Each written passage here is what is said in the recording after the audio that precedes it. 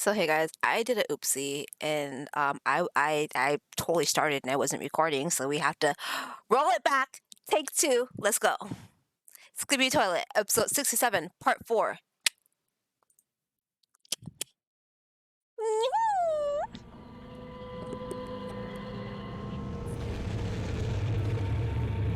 Alright. We got the beam to the face.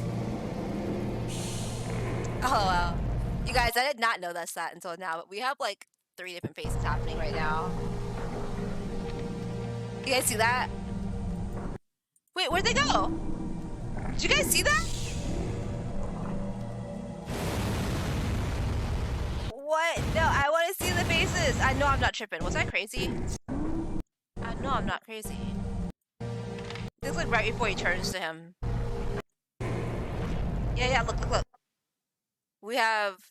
Is that just was that just the number 13? Am I just tripping? Like, I... Don't make me start trying to conspiracy theory Skibidi Toilet, okay? Oh, no, I wasn't tripping. So we got... Oh, we got... Ooh. I'm just blind as a bat. He gave him his eye back! He's still missing his arm, though. What is up with all this non-verbal communication?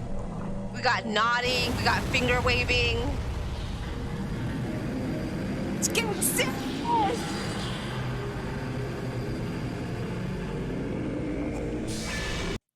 Yo, didn't we just kill your leader?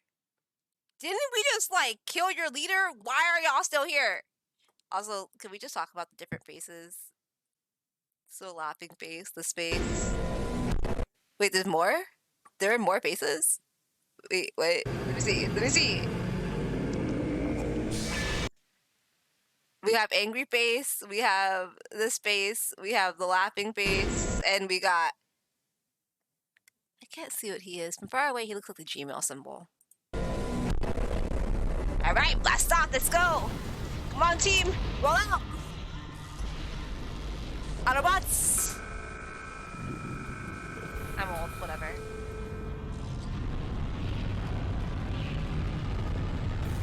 No!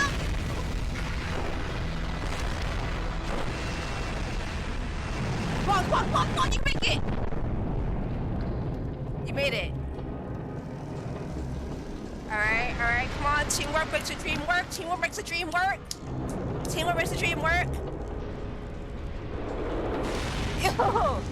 That was pretty smooth though, y'all see that? I can't move like that, y'all see that? Just the tuck, duck, and roll? Like, where'd they teach you that? How do I learn?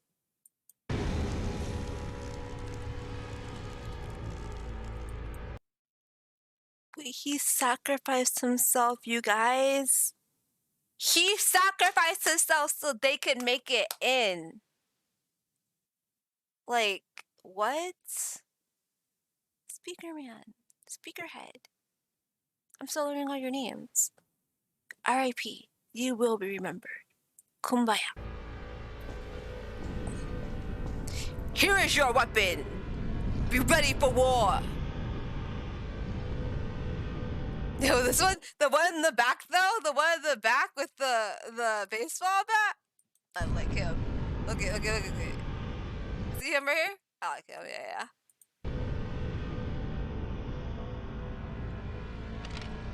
Pick it up. No! You son of a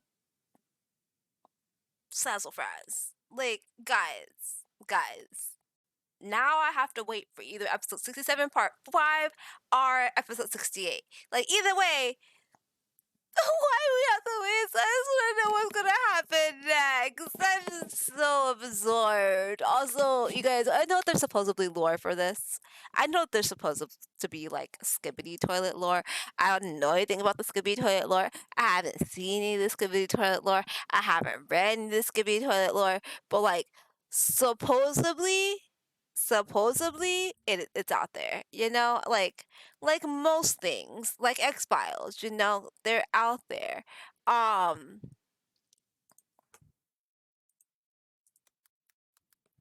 just there's a Skibidi Toilet wiki.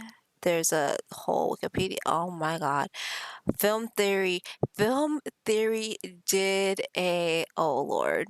All right, you guys. This might be a two-part video. This might be a two-part video. Okay, you guys might. I might. Yeah. We're doing it. We're doing it. All right. I just have to see. Mobile games are going big. Play the official. All right. I had to skip the ad, but we're here now. All right. Let's go. My theory's ridiculous. Ori hitting floor. Yes. Ori. Hitting floor. Yes. Ori. Well, tell me to do that again. No. Oh my god. Ow. Hello, Also Internet. being traumatic. I Welcome just to fucking Film just banged my knee so hard on the table, like on my desk. I don't know if you guys noticed that or not, but like, I'm definitely having a Paprika moment right now. Like, my god. Yo, Coco, chill with the spaz. Chill with the spaz. Hey, The Film show Theory. that needs you to skibbity dom that subscribe button. No, even Film Theory's getting on the Don't start. Don't start. It's already gonna be in my head. Like, I'm not gonna lie to you guys and tell you that I haven't listened to it in my spare time, because I have. All right, I've done it. Let's go. Yes. If you haven't seen the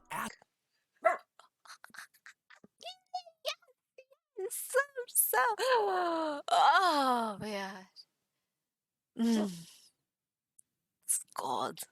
astronomical rise of the series Skibidi Toilet over the last few months, get your head out of the toilet and let me tell you that no one, and I mean no one, has seen this much success so quickly on YouTube before. As I write this episode, the channel's creator, I can't say his name, can I? Fine. How about I make it classier for you? Defuk Bohem is getting somewhere between 3 and 4 billion views a month, with a B. Those are numbers that are so big they'd make Mr. Beast blush. And it's not just a lot of random views either. People are sticking around for this thing. The channel had about 1.25. I mean, it's like it's but this dumb like, yo, I'm so sorry. I don't know what my brain just did. I swear to God, I just short circuited. Like, oh my God, my bad. What I'm trying to say is, it's just, for certain brains and certain people, I think Skibidi Toilet is very, like, entertaining and like, you know, it's just a spaz ball for your brain. And for some people, that's very appealing. And I'm definitely one of those people. So, do I sub? Yes, sir. Million subscribers when it posted the first Skibidi Toilet video back in February. Now, just 5 months later, it's already past 20 million. So yeah, to say that this thing has taken over YouTube, it'd be a major understatement. In one of the episodes, one of the titular Skibidi Toilets literally destroys YouTube HQ in a not so subtle metaphor for how this show has broken the website. Yeah, I Skibidi did Toilet notice has that. fully taken advantage of YouTube's push for shorts content. Yes, I don't know if you guys remember, but we were watching and I pointed out, I was like, yo, why he destroying the you know, the YouTube sign? A virality that has never been seen before. So those are the numbers, but what is it? Well, it's a head in a toilet.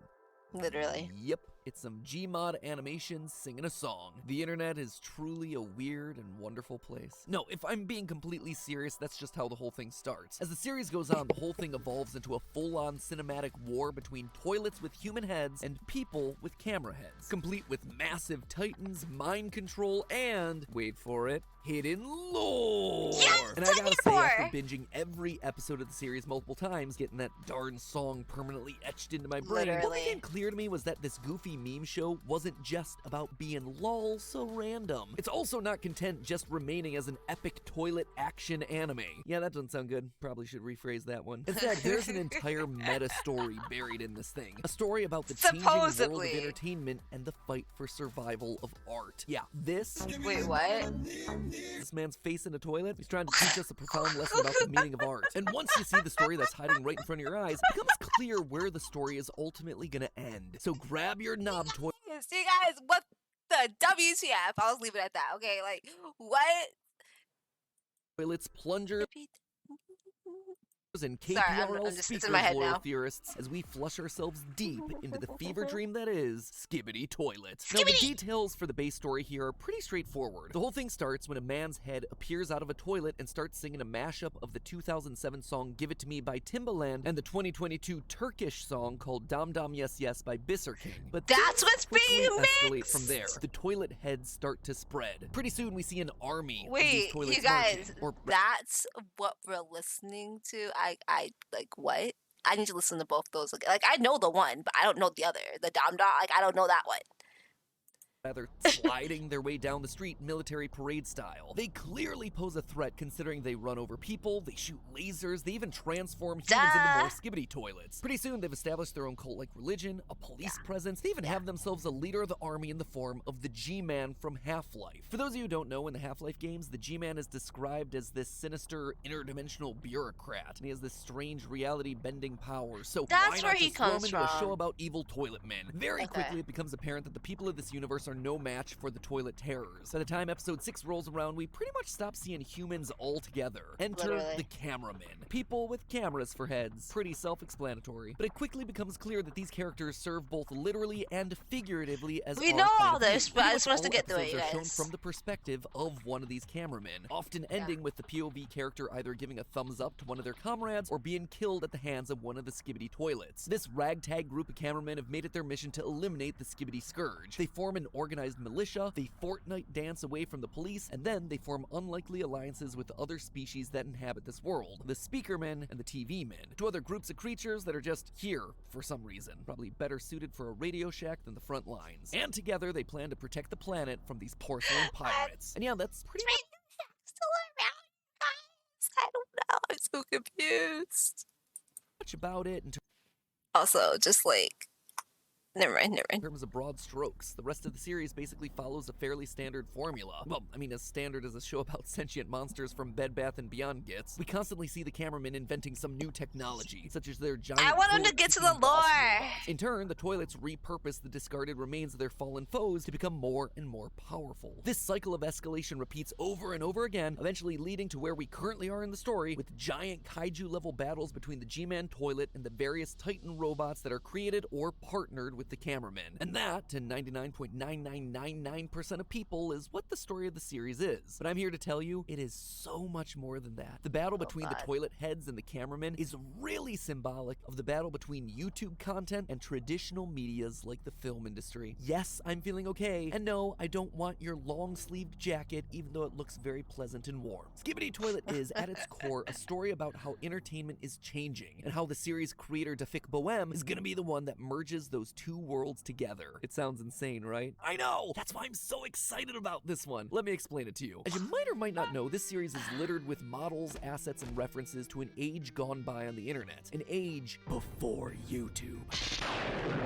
Yeah, for our Gen Z and frankly most of our millennial audience, there was a time where internet videos didn't solely exist under the careful watch of Google and YouTube. In the beginning, the world of internet video was Oh my splintered God, off from no, each you other. did! Show Sites the like old Windows Newgrounds, XP albino screen! black sheep, Oh and my God, my Anybody's World is childhood. where you'd go to find the memes, viral videos, and animations. Yes. This is where internet meme culture truly began. Yeah, Charlie, you're going to You guys, okay, I need to calm down, my bad. But like, I was literally talking to my mom, and like, I was telling her when I saw Skibidi Toilet, I was like, this just reminds me of like a modern version of Charlie the Unicorn, of fucking you guys. What was it? Don't hug me, I'm scared. Salad fingers. Like, that's all it feels like to me. It's just this generation's and the modern society's, like, but that was what I thought of. Candy Mountain. Not to be too internet Candy Mountain, Charlie. Let's go to Candy Mountain. Hey. Like, I'm so sorry. Like, I have like this whole show memorized. My childhood. Like, more like my middle school, kind of high school years were awesome. rumor about it, but there was a time that when you saw a funny video, you'd have to send it to your friends via email. Yeah, No, they didn't. This old ass H2. platform that your parents use for work these days. It used to be where you got all your lulz from, like the Numa Numa guy and I'm a Snake. And one of the biggest styles of video that arose from this early internet age was the genre that would eventually come to be known as the YouTube poop. Ironically enough, the style of a YouTube poop I actually only recently learned about that, you guys. That this is a thing. Like I did no idea. For as long as old as I am. I say like I'm ancient. I'm sure you guys are probably. It's a lot of you I probably am. But like I didn't realize that this was a whole area of YouTube. You know, we know there's comedy, there's commentary, there's the breastfeeding moms, the yoga, like there's all these like different weird ass genres on YouTube, right? Like just predated the age of YouTube. These videos would involve taking clips or assets from TV, film, and music and just mashing them all together into an unholy stream of consciousness. There's only one real solution to this. also wait, hold on, just because like I'm just remembering old media, I don't know if any of you guys ever watched the fucking two really, really great things from my era back then was the fucking the Harry Potter abridged series. Actually, so Potter Puppet Pals. Snape, Severus Snape. Okay, anyway, sorry. Anyway, but also not just that, but shit, I lost my train of thought. The Potter Puppet Pals, and then there was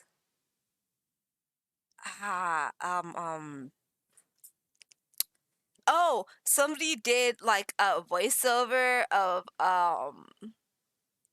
Yu-Gi-Oh! There was like this like the whole it was I don't even know if it's still on her or not. I'm gonna have to find it one of these days and watch it with you guys, and that has to be a reaction because I'm sure some of you guys haven't seen that or either one of those two things. A stray Christmas tree? A Koopa tail! Oh no, Luigi! We gotta get rid of this trash before it turns me all the way into a Koopa! Wow!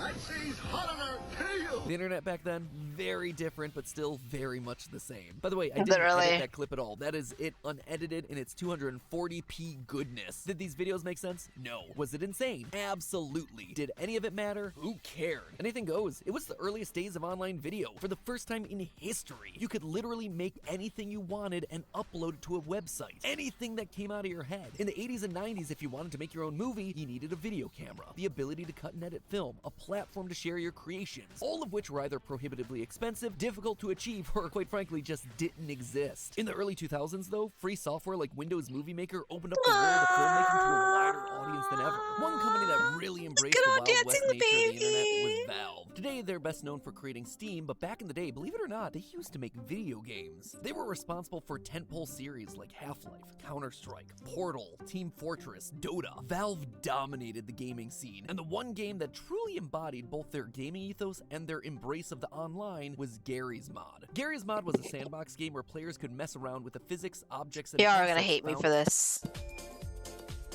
in fact, where you poop, like a YouTube poop. Pretty direct connection there. Second, there's the fact that the heads of all the stripped down memory lane. Well, I believe that those edgy videos, those YouTube poops that came and went with internet trends, I believe that those are what the toilet heads in Skibidi Toilet represent. Look at the evidence. First, there's the fact that the characters are literally toilets, the place where you poop, like a YouTube poop. Pretty direct connection there. Second, there's the fact that the heads of all the Skibidi Toilets are straight from Garry's Mod, Half-Life, SFM, drawing yet another direct connection. There's also some more subtle hints as well if you look between the lines. In episode 4, there's a subtle background detail that shows how humans become toilet people as soon as they're exposed to the influence of the toilets. We pan across a normal restaurant, the toilets march in, and suddenly people are transformed into more toilet heads. Some of those toilet heads even rise through the ranks, appearing in later episodes as leaders of the toilet army. It is the definition of Never even noticed that, y'all. Never even noticed. It all happened so quick. virality. The toilet people are a disease that's spreading, just like a video going viral in the early days. Okay, I caught that. That's a pandemic essentially, or epidemic, but. We also know that the events of the series are happening sometime in the past. In episode 20, after going toe-to-toe against the G-Man, the camera Titan flies away, flying past two very important buildings. The Twin The towers. Yeah. towers. Notice here how it's an exact replica, straight down to the spire at the top of one of those buildings. This tells us that the events of the series predate the events of September 11th, 2001. Now, admittedly, YouTube poops didn't exist back then. They originated back in 2004, but websites like Newgrounds did exist back then. And Gmod videos were also big in the early internet days, like around 2006. So while it's not an exact timeline match, this toilet world isn't meant to be some dystopian future. That's actually surprising that he's the fuck boom, excuse my language. He did the old, what was it? The San Andreas stuff, like the animations were like used to animate the people from GTA.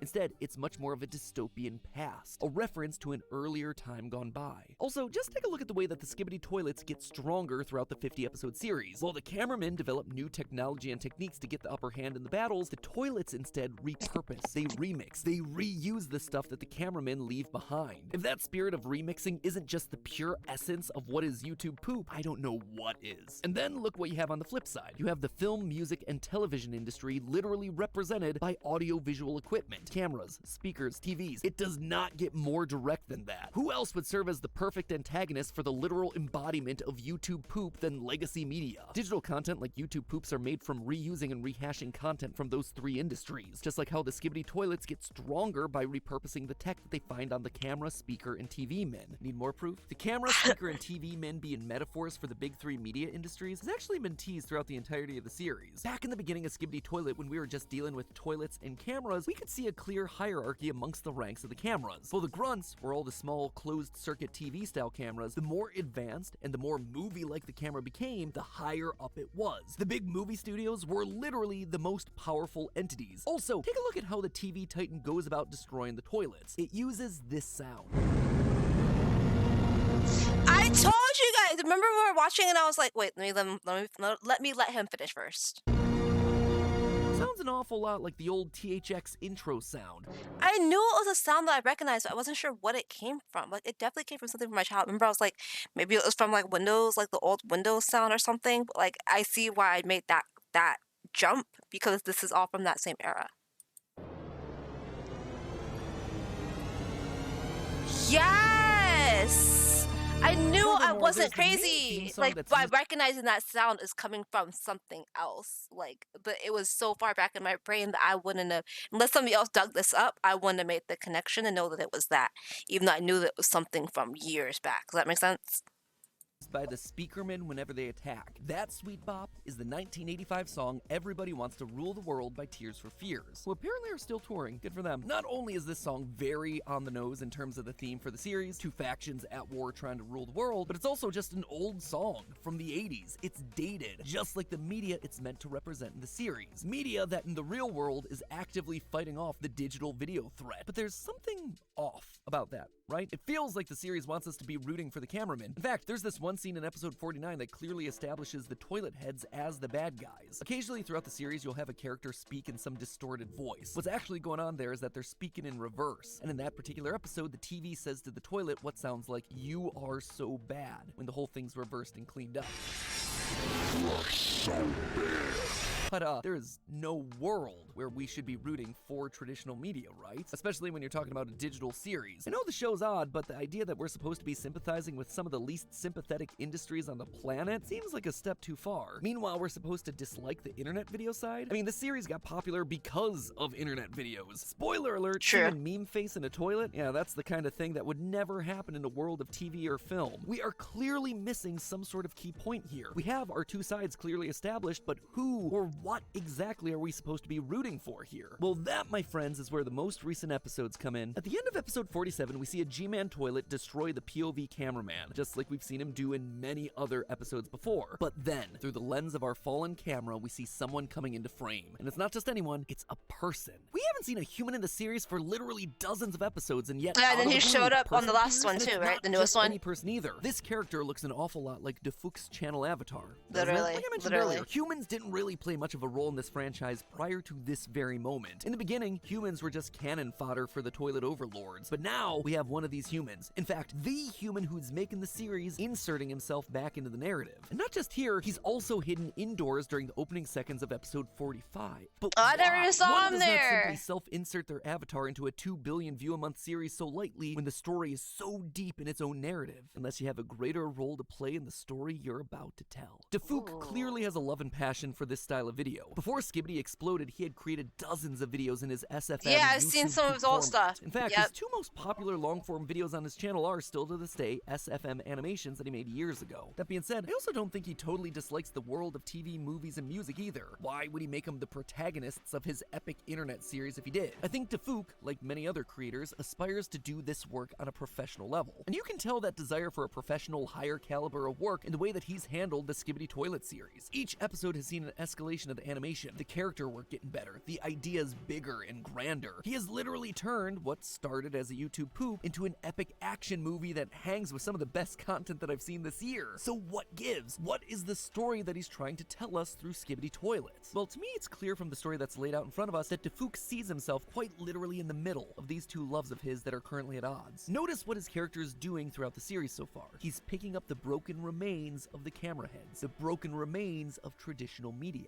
Creators like Defuk got into making this kind of content on the internet not just because it was fun and easy, but deep down, they wanted to emulate the TV, film, and music that they enjoyed consuming. Defuk wants to take the elements that make the new and old media so great and fuse them together. He is the merge point. He is the next step in the evolution of the medium. He's the missing link here. I mean, look no further than Skibidi Toilet itself. The series starts off as a simple gag that latched onto a viral internet meme in episode 1. But by episode 50, suddenly we have cinematic camera changes, complex sound design, dazzling visuals and special effects that feel like they belong more in the MCU than a YouTube poop. Skibidi Toilet isn't an epic takedown of toxic internet content or the corrupt industrial bigwigs at the studios. Instead, it's evidence that these two things can commingle. These two titans of entertainment can coexist together and be stronger as a result. That the best of both worlds can be brought together for the greater good of entertainment. So, where does this franchise end up going from here? Well, we have ourselves our new protagonist in Defuk, who will eventually take center stage, taking it upon himself to save the world that he loves, the worlds of internet memedom and mainstream media. He's gonna turn out to be the Neo of this universe. He is the chosen one. He'll be the one who'll be able to marry both sides of this war together and show that if the two Not sides Neo put him. aside their differences, they can create something truly He is the magical. one. Or who knows, maybe he'll get a movie deal out of it. And then truly, you've had the merging of the worlds. But hey, speaking of blending ideas from multiple industries into one magical product, I want to thank our sponsor for today's video, Opera. Alright guys, that's that. I don't know how I ended up going down that rabbit hole, but I did. I appreciate you guys hanging out with your girl, and we'll check out some more Defuk. I'll probably wait for him to come out with a couple episodes. That way I can just like, bam, bam, bam, instead of just feeling like now I have to wait for another couple days because Coco has no sense of patience. As always, stay episode, stay hydrated, happy gaming, and I'll see you guys next one. Bye! Happy Friday, by the way. Asa, you gonna say bye?